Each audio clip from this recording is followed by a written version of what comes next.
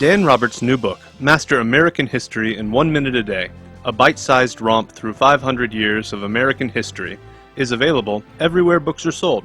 A Moment in Time with Dan Roberts is produced at the University of Richmond with the cooperation of WCVE Public Radio. Our theme music is composed by B.J. Liederman. Our sound engineer is Rob Richards. Transcripts, podcasts, audio, and video are available at amomentintime.com.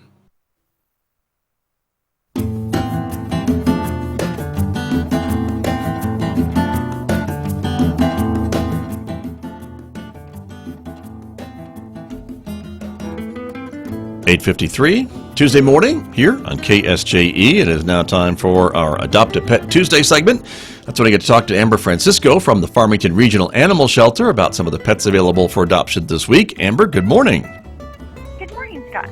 Thank you for being with us, and let's talk about some of the pets that are available at the shelter this week. You were telling me that the first one on the list is already found their forever home, and that's great news for Piper, huh?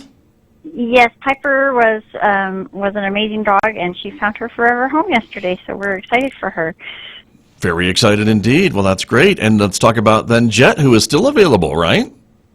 Yes, Jet is still waiting for his forever home. He is about 6 years old.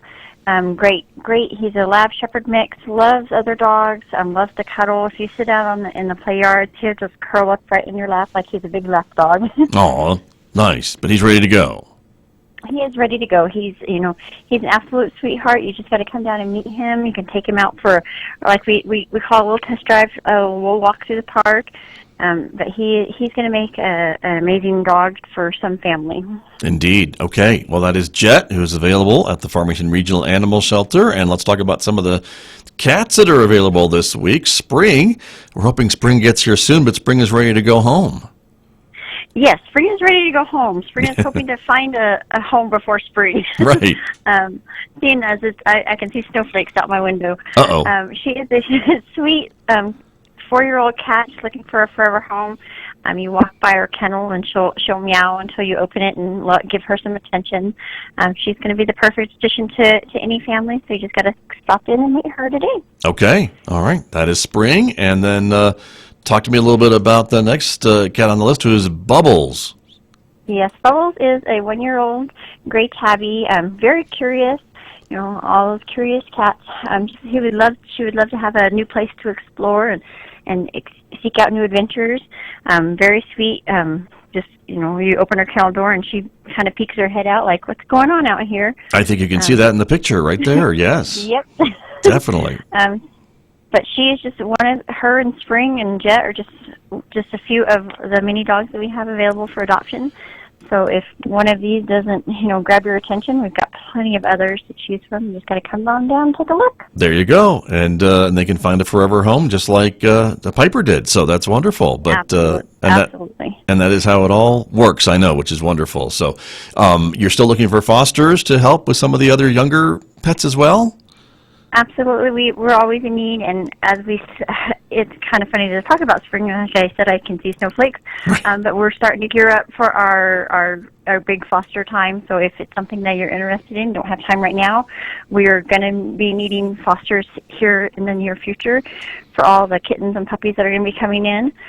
So you can go ahead and sign up now, or if you're ready now, we've got puppies right now that are in need of foster homes. We provide all the supplies. You just provide some love and attention and transport back and forth to the shelter when they're due for vaccines and to come back. Right. It's a win-win. But you pay for all that and all the other food and litter or whatever else the foster family might need, right, while doing this for you. Absolutely. We provide the food, blankets, crate carriers, anything that the animal needs, we're going to provide. And then they just, like I said, give them some love and attention, some socialization, and then bring them back when they're due for their vaccines. A lot of our foster parents actually find homes for their foster animals while they're still in their home, and then the adopters just come in and pay the adoption fee when they come back after being spayed and neutered. So it's a win-win. So they don't even ever have to come back to the shelter. Wow, to get altered. Isn't that wonderful? So there you go. And then I know sometimes there's some kind. They're called foster fails, right? Because sometimes the pet will stay right with that foster family. Yes, And that's an okay thing. I am myself a foster failure, so it is okay. Right. I continue to foster still, but my Jackie boy, who I fostered when he was an unsocialized puppy, he never went back to the shelter. He stayed right there. It's okay to foster still.